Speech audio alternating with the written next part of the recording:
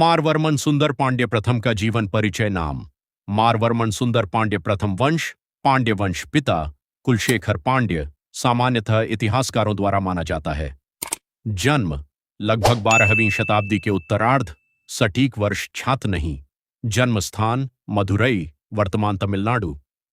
राजधानी मदुरई। शासनकाल लगभग 1216 ईस्वी से 1238 ईस्वी। मृत्यु लगभग 1238 ईस्वी। मदुरई। प्रारंभिक जीवन मारवर्मन सुंदर पांड्य प्रथम का जन्म पांड्य राजवंश के राजपरिवार में हुआ।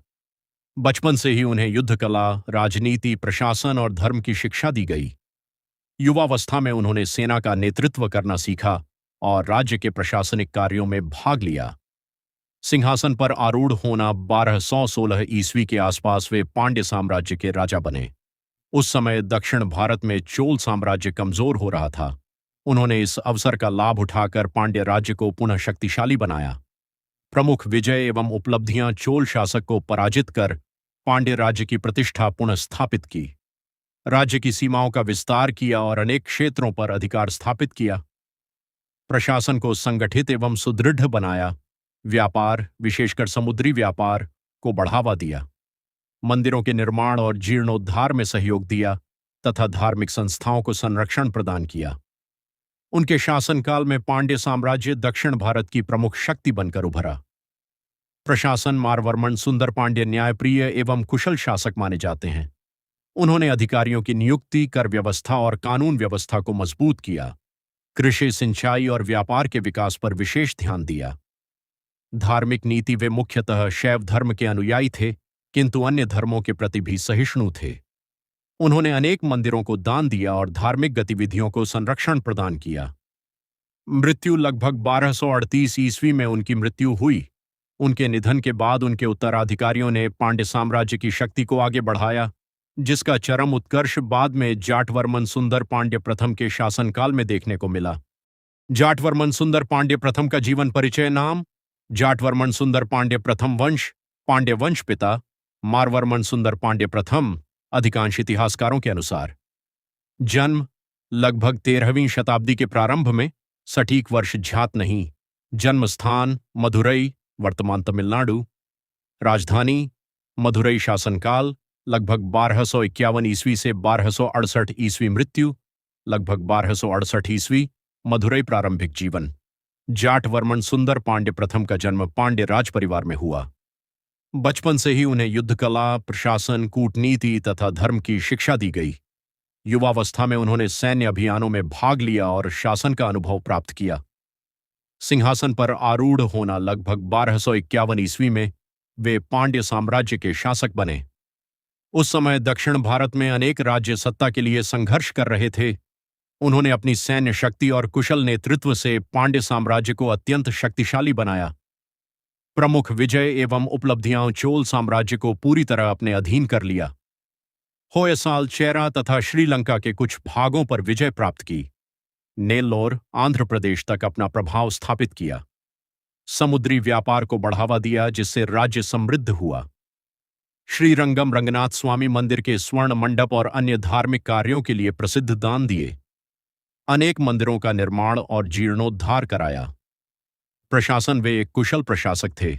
उन्होंने न्याय व्यवस्था को मजबूत किया, व्यापार को प्रोत्साहित किया, किसानों के हित में कार्य किए तथा राज्य की आय में वृद्धि की।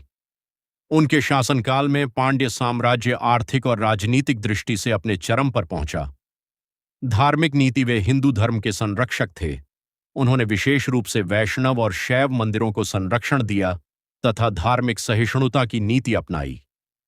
मृत्यु लगभग 1268 ईस्वी में उनकी मृत्यु हुई।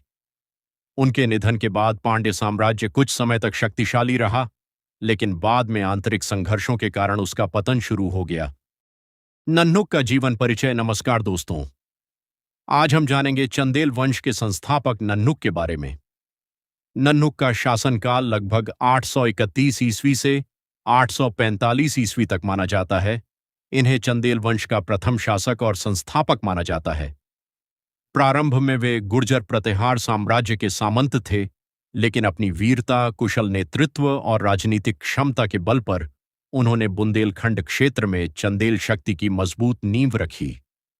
नन्नुक ने अपने राज्य का विस्तार किया और खजुराहो तथा उसके आसपास के क्षेत्रों पर अपना प्रभाव स्थापित किया। यही क्षेत्र आगे चलकर चंदेल वंश की प्रमुख सत्ता का केंद्र बना।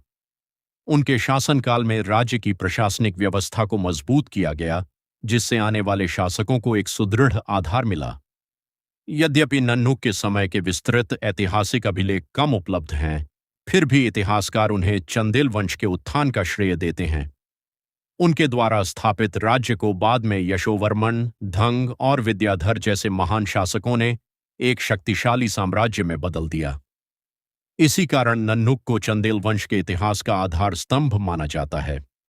यशोवर्मन का जीवन परिचय। नमस्कार दोस्तों, आज हम जानेंगे चंदेल वंश के महान शासक यशोवर्मन के बारे में।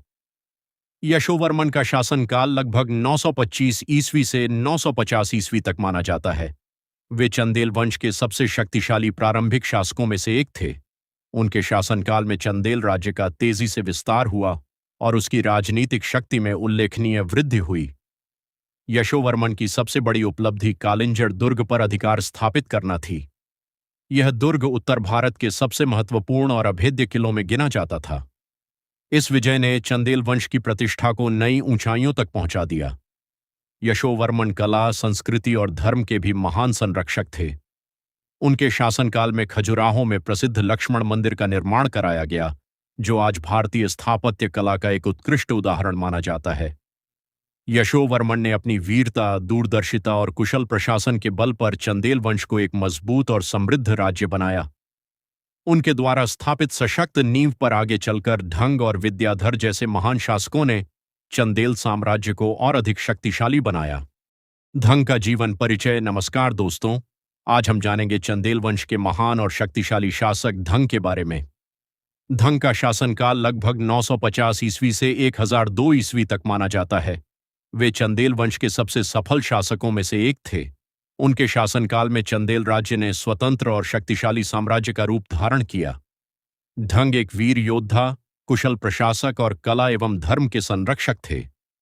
उन्होंने अपने राज्य का विस्तार किया और आसपास के अनेक क्षेत्रों पर अपना प्रभाव स्थापित किया।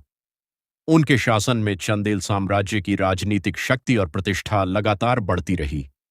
ढंग के समय खजुराहो में अनेक भव्य मंदिरों का निर्माण हुआ। इनमें विश्वनाथ मंदिर विशेष रूप से प्रसिद्ध है, जो चंदेल स्थापत्य कला की उत्कृष्टता का प्रतीक माना जाता है। ढंग ने लगभग 5 दशकों तक सफल शासन किया। उनके शासनकाल में राज्य में शांति, समृद्धि और सांस्कृतिक विकास को बढ़ावा मिला। उनकी नीतियों और उपलब्धियों ने चंदेल वंश को उत्तर भारत की प्रमुख शक्तियों में स्थापित कर दिया। इसी कारण ढंग को चंदेल वंश के सबसे महान शासकों में गिना जाता है। विद्याधर का जीवन परिचय। नमस्कार दोस्तों, आज हम जानेंगे चंदेल वंश के सबसे वीर और प्रसिद्ध शासक विद्याधर के जीवन के बारे में। विद्याधर का जन्म लगभग 10वीं शताब्दी के उत्तरार्ध में चंदेल राज परिवार में हुआ। वे चंदेल नरेश गंडदेव के पुत्र थे। बचपन से ही उन्हें युद्धकला, शस्त्र संचालन, घुड़सवारी, राजनीति और प्रशासन की शिक्षा दी गई। अपनी बुद्धिमत्ता, साहस और नेतृत्व क्षमता के कारण वे युवावस्था में ही एक योग्य राजकुमार के रूप में प्रसिद्ध हो गए। लगभग 1003 ईस्वी में अपने पिता के बाद विद्याधर चंदेल वंश के शासक बने। उनके शासनकाल में चंदेल साम्राज्य अपनी शक्ति और प्रतिष्ठा के शिखर पर पहुंचा। उन्होंने राज्य की सीमाओं को सुरक्षित रखा, प्रशासन को मजबूत किया और अपनी सेना को संगठित किया। विद्याधर के जीवन की सबसे महत्वपूर्ण घटना महमूद गजनवी के आक्रमणों का सामना करना थी। 1019 ईस्वी और 1022 ईस्वी के दौरान महमूद गजनवी ने चंदेल राज्य की ओर अभियान चलाया। विद्याधर ने साहस और रणनीति के साथ उसका सामना किया तथा कालिंजर दुर्ग की सुरक्षा बनाए रखी। इस कारण उन्हें उत्तर भारत के महान योद्धाओं में गिना जाता है। वे केवल एक वीर योद्धा ही नहीं, बल्कि कला, धर्म और संस्कृति के संरक्षक भी थे। उनके शासनकाल में खजुराहो और चंदेल राज्य की समृद्ध सांस्कृतिक परंपरा आगे बढ़ती रही। लगभग 1035 ईस्वी में विद्याधर का निधन हुआ। उनकी मृत्यु के बाद चंदेल साम्राज्य धीरे धीरे कमजोर होने लगा, लेकिन उनकी वीरता, नेतृत्व और राष्ट्र रक्षा के लिए किए गए प्रयासों के कारण उनका नाम भारतीय इतिहास में आज भी सम्मान के साथ लिया जाता है। धन्यवाद।